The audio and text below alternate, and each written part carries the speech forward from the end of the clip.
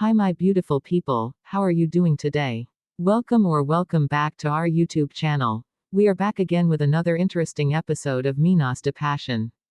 Thank you for sticking with us and please don't forget to subscribe to this channel. Now to our episode. Another scene with Fidel and Orlando. Fidel gave Orlando some cash, that's quite a lot, from his business. Orlando tells him not to involve him in his business and Fidel insists that he earned it, he could buy Jenny a gift. Orlando says he shouldn't involve Jenny into this. Fidel ignores him and leaves. Now I'm confused. Does Orlando know about the drug business that's going on in his bar? Is he aware of the product being drugs? He can't know about Flor helping Fidel. I'm lost. Fidel hasn't been out of our screens for 10 seconds when the angry women group arrives, Ramiro's wife in the lead, who scream about the intoxication asking for the owner of the restaurant.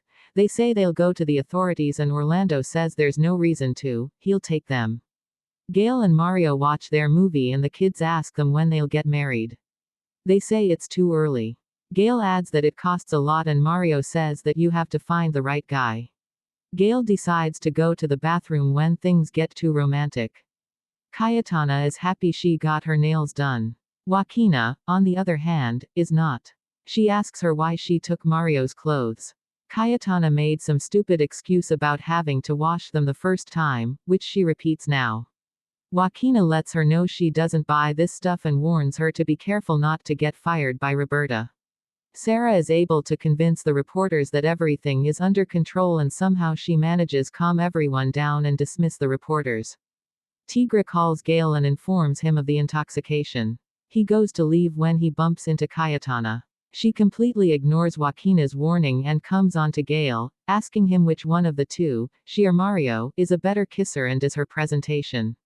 He pulls away and Cayetana leaves seconds before Mario comes to find him.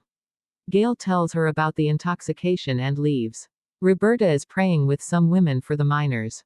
Very carefully, she slyly says it might not have been an accident and immediately mentions they needed Victoria to save the mines. Very sneaky, Roberta. She leaves the women and tells a worried Patricio that she wants the poison to be detected so she can blame Victoria. Patricio smiles. Alida tells Danilo about the drugs. She defends her son about it, saying he doesn't know about it. Dan is more skeptical and says he might have found it tempting or something. Alida insists that she knows her son, he wouldn't do that. Alida also tells Danilo that she is going to have a grandchild, they both get so excited about it and hugs each other. Leo is asking someone from Orlando's restaurant bar about the food. No important info, except from the dude saying that the cleaning ladies cleaned up everything. Leo talks to the cleaning ladies. They say Victoria ordered them to clean up everything. Leo asks them if they're sure and they insist. Leo stares into nothingness, his favorite hobby. Maybe he actually believes Victoria intoxicated the miners. And as we suspected, the cleaning ladies were followed orders from Patricio, who pays them well for their services. They call him boss, which got me thinking I'd love if Patricio betrays Roberta in the end because he realizes he wants to be a boss and not just someone who follows orders. He'll fail, of course, but I'd like it. Gail, meanwhile, is at the entrance of Roberta's house, ready to leave, when Roberta almost runs him over, accidentally, with her car. She looks like she hit her head on the steering wheel, not seriously. Though, like her permanent brain damage called evil, wasn't enough.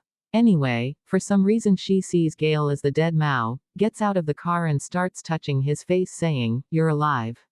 She has a very tender look on her face, such a contrast to her personality.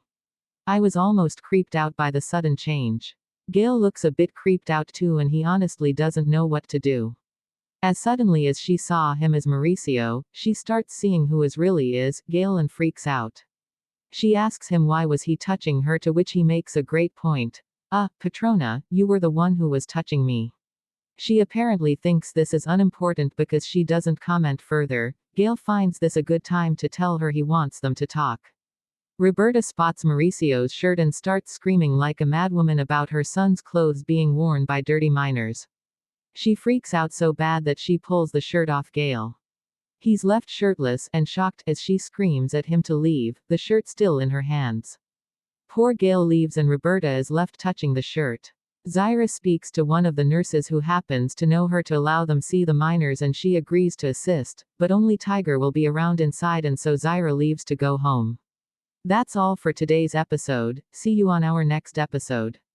Thanks for watching, and please don't forget to subscribe to this channel for your daily updates.